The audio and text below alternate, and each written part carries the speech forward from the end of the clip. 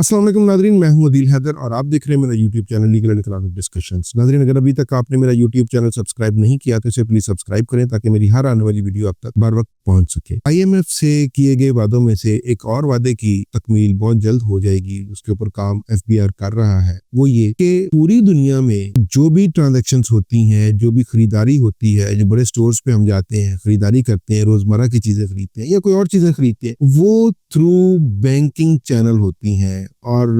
वो डेबिट या credit card के थ्रू होती है। और पाकिस्तान में भी एक ऐसा ही पाबंदी आयद होने जा रही है कि तमाम जो डिपार्टमेंटल स्टोर्स होंगे या जो बड़ी बड़ी शॉप्स होंगी, उसके ऊपर जो ये बैंकिंग ट्रांजैक्शंस का या डेबिट और क्रेडिट कार्ड से पेमेंट को पाबंद किया जाएगा। और ये पहले मरहले में इसके ऊपर बड़े स्टोर्स जितने होंगे, बड़े डिपार्टमेंटल स्टोर्स जितने होंगे, उनको इसका पाबंद बनाया जाएगा और इसके दूसरे मरहले में जो छोटे स्टोर्स होंगे उनको भी इस सिस्टम में लाया जाएगा। इस सारे का मकसद बेसिकली इकोनॉमी को डॉक्यूमेंट करना है और ताकि इकोनॉमी जब रियल टाइम एक्सपेंसेस सामने आ सके और रियल टाइम एक्सपेंसेस के बाद रियल टाइम इनकम सामने आ सके, और जो लोग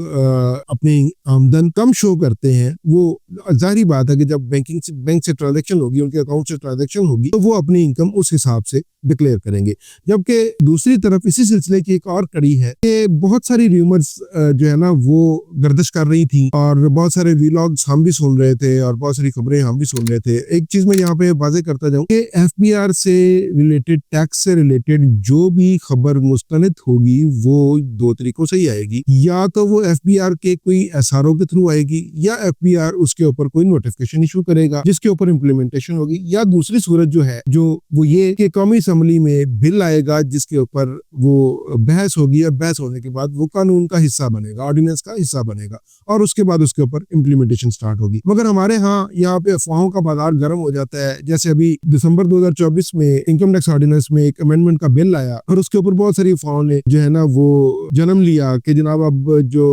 नॉन फाइलर्स है वो बैंक ट्रांजेक्शन नहीं कर सकेंगे और बहुत सारी बातें उसके साथ की गई। जबकि इसके ऊपर चेयरमैन FBR साहब का एक बयान सामने आया है कि ये ऐसी कोई बात नहीं होगी। इसका मकसद सिर्फ ये होगा कि मुल्क में जो नॉन फाइलर्स जो बैंकिंग ट्रांजैक्शंस कर रहे हैं, अब बैंक्स को इस बात पे पाबंद किया जाएगा कि बैंक तमाम ट्रांजैक्शंस को FBR को रिपोर्ट करेगा और रिपोर्ट करके वो FBR के डाटा बैंक में चले जाएंगे। उसके ऊपर जो FBR है वो अपना कोई जो भी उन्होंने लायबल अपनाना है या जो भी उसके ऊपर प्रोसेस करना है या उसका ऑडिट करना है या जो भी उसका कोई नोटिस इशू करना है, तो वो FBR की डोमेन होगी। ये यहाँ पे ये चीज आज क्लियर हो गई कि बैंक की ट्रांजैक्शंस खत्म नहीं होगी, बैंक की ट्रांजैक्शंस होती रहेंगी, मगर अब बैंक जो है ना वो अपने ट्रांजैक्शंस को रिपोर्ट करेंगे FBR। और इसका भी मकसद बेसिकली वही है कि इकोनॉमी को डॉक्यूमेंट करना है और ताकि ज्यादा से ज्यादा जो है ना वो लोग टैक्स नेट में आ सकें, लोग ज्यादा से ज्यादा अपने रिटर्न फाइल कर सकें और वो अपनी आमदन को जाहिर कर सकें। तो इसके ऊपर ये भी होगा कि जो लोग जो चेक एंड बैलेंस रखना है वो ये भी रखना है कि जो लोग अपने जो ज़ाहिर करदा असासाजात है या जो ज़ाहिर करदा फंड्स है उसके अंदर रह के कोई चीज खरीद रहे हैं, कोई प्रॉपर्टी खरीद रहे हैं, कोई गाड़ी खरीद रहे हैं या कोई ऐसी ट्रांजैक्शन कर रहे हैं जो उनके एसेट में तब्दील होने जा रही है, या वो beyond the limit of available funds जो है, जो उन्हें मुयस्सर है फंड्स जो उन्होंने डिक्लेयर किए हुए हैं, या वो अपने ज़ाहिर शुदा जो फंड्स है उससे जायद कोई वो ट्रांजैक्शन करने जा रहे हैं, तो वो जो बैंक्स हैं वो पाबंद होंगे FBR को वो उन ट्रांजैक्शंस को रिपोर्ट करने। नाज़रीन, आज के लिए इतना ही। आप इजाजत दीजिएगा। अल्लाह हाफिज।